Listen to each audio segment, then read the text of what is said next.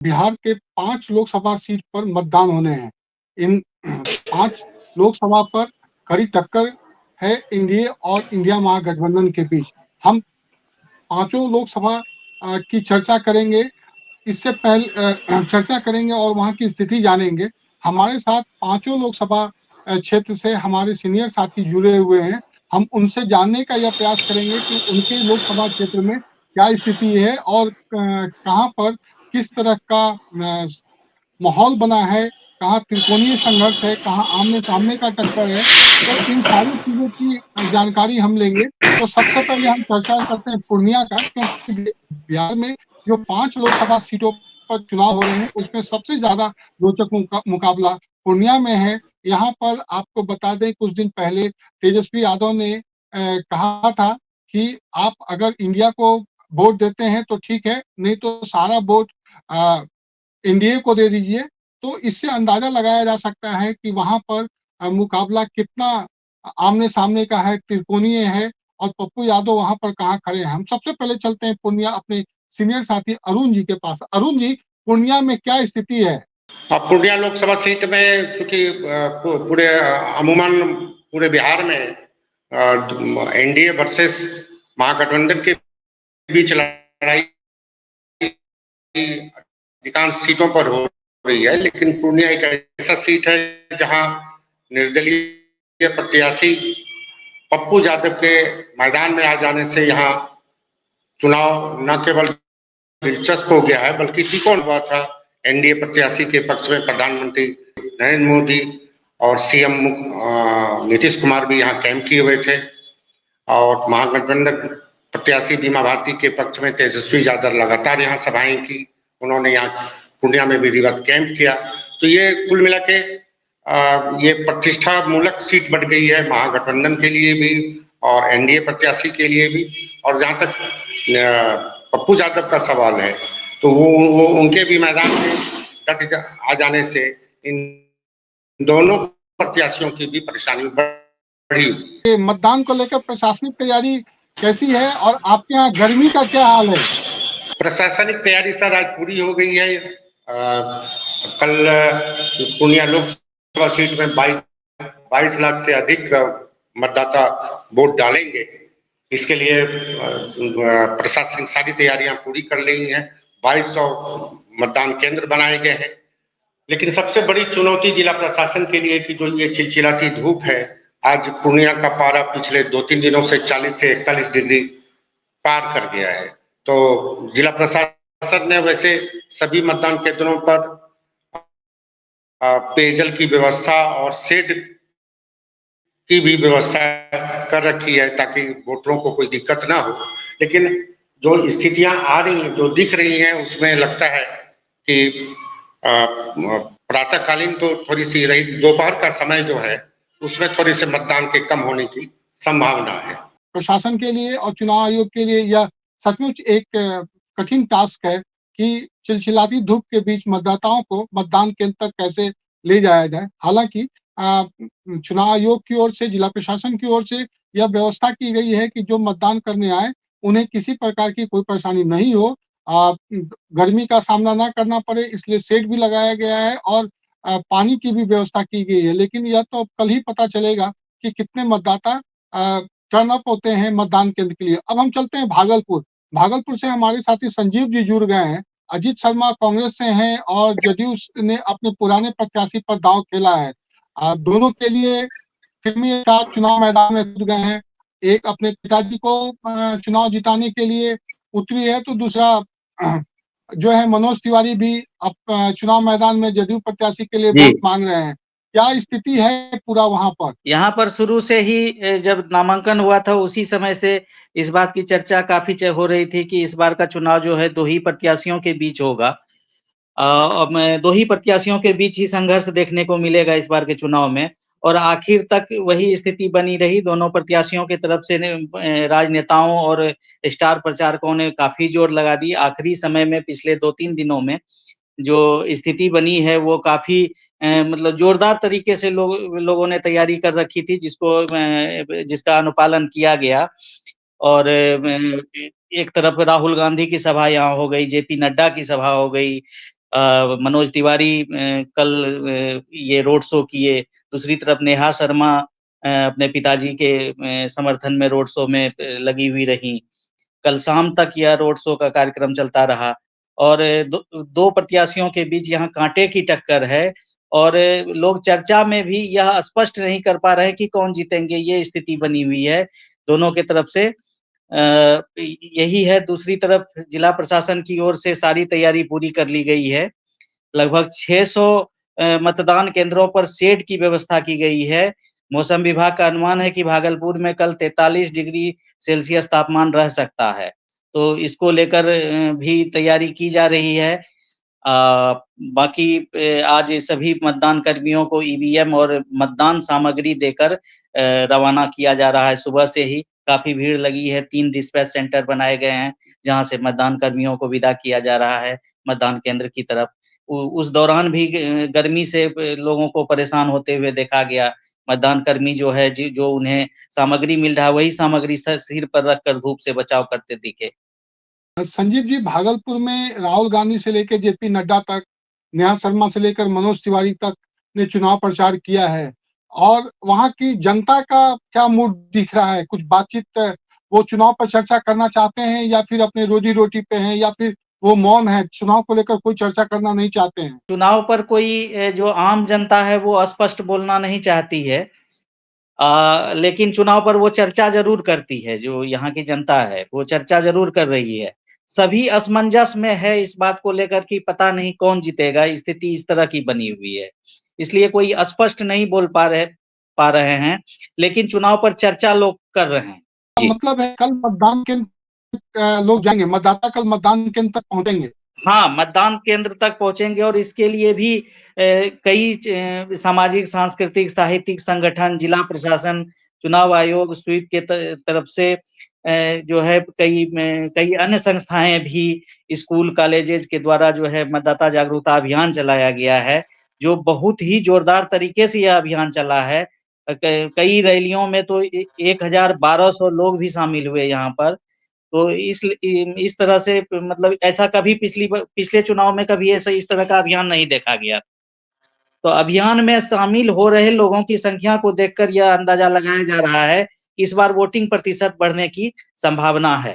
कि डीएम जो है उन्होंने खुद निमंत्रण बांटा है, साइकिल से लोगों को अवेयरनेस लाने का, साइकिल रैली निकाल लोगों के बीच अवेयरनेस लाने का प्रयास किया है। इस सबका असर कल मतदान केंद्र पर भी देखने को मिलेगा, मतदाता जाएंगे चुनाव। हम चलते हैं कटिहार। कटिहार में तारिक अनवर इस बार चुनाव मैदान में है टिकट पर। कांग्रेस के बारे में हम बताएं कि कांग्रेस ने 5 सीटों पर जो हाल में अभी चुनाव का घोषणा किया है, उसमें 3 ऐसे प्रत्याशी दिए हैं जो कांग्रेस के सीनियर नेता के लड़के हैं या फिर किसी दूसरे पार्टी के सीनियर नेता के लड़के हैं। और हालांकि शुरू से कांग्रेस ही रहे हैं, लेकिन बीच में वो एनसीपी में चले गए थे और फिर कांग्रेस में आए। कांग्रेस में आने के बाद कटिहार से चुनाव लड़ रहे हैं। पिछली दफा वे चुनाव हार गए थे। हम कटिहार चलते हैं, अपने साथी से बात करते हैं कटिहार में क्या है चुनावी स्थिति। आमने सामने की टक्कर इस बार भी लोकसभा चुनाव में है। एनडीए प्रत्याशी दुलाल चंद गोस्वामी और कांग्रेस प्रत्याशी तारिक अनवर के बीच आमने सामने की टक्कर है। पिछले 2019 में भी आमने सामने की ही टक्कर थी और मात्र 50,000 के करीब मतों से हार जीत का अंतर रहा था। इस बार भी वही स्थिति बनी हुई है और जिला प्रशासन की ओर से सारी तैयारी पूरी कर ली गई। इस बार क्या लग रहा है, मतदाता कैसा, माने उनका इंटरेस्ट है चुनाव में कि वो फिर अपने रोजी रोटी में लगे हुए हैं? मतदाताओं में उस तरह का ये नहीं दिख रहा है, लेकिन मतदाता तो मतदान करेंगे ही, चूंकि मतदान भी यहाँ अच्छा प्रतिशत में होता है हर साल। इस साल भी जो जिला प्रशासन ने तैयारी की है, बेहतर तैयारी की है, बहुत जागरूकता अभियान चलाया है, उसका लाभ मिलेगा। पिछले लोकसभा में लगभग 57-58% हुआ था पोल। इस साल भी जो है इस बार अच्छा पोल होने की संभावना है। यही धूप की वजह से कुछ दोपहर में ये परेशानी हो सकती है, लेकिन उसके लिए भी जिला प्रशासन ने तैयारी की है। सभी बूथों पर पेयजल और शेड की व्यवस्था की गई है ताकि लोगों को जो है दिक्कत ना हो वहाँ वोटिंग करने में।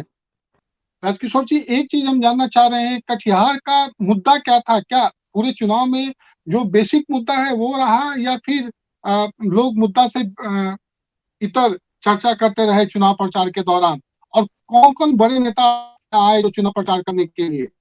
स्थानीय मुद्दे पर बहुत कम फोकस रहा, राष्ट्रीय स्तर का मुद्दा ही छाया रहा। ऐसे तो लोकल मुद्दा बड़ा है कि जूट मिल एक दो थे यहाँ बंद हो गए, जहाँ लगभग 2000-3000 कामगारों को काम मिलता था।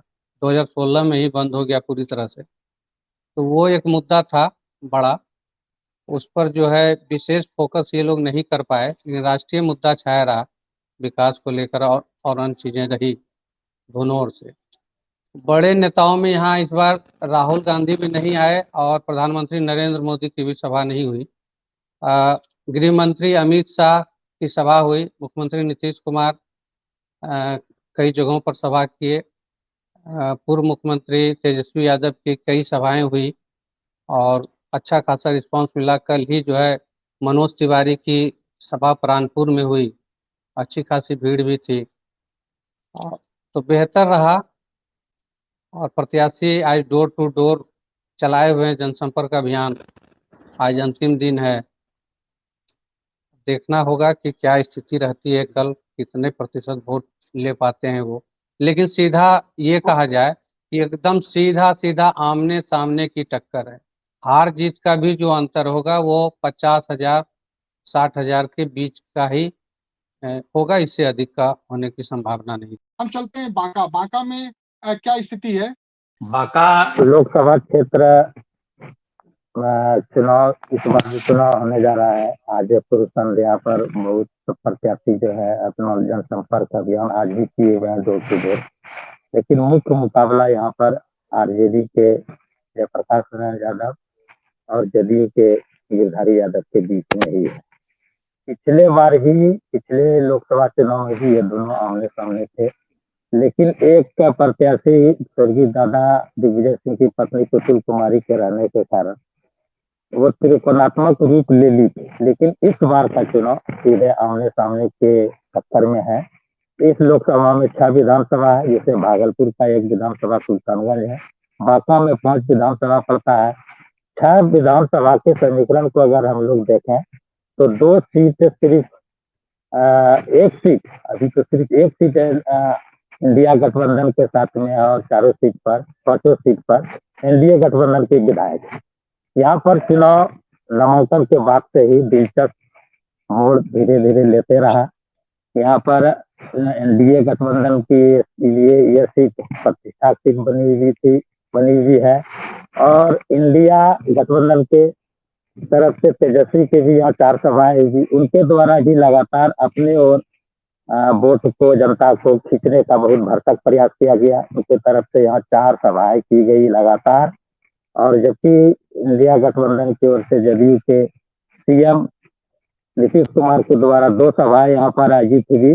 लोगों का इंटरेस्ट चुनाव के प्रति भी बसों में देखा जा रहा है। सड़क से लेकर के खेत खलिहानों तक भी चर्चा पहले नहीं थी, लेकिन अब चरम पर आ गई।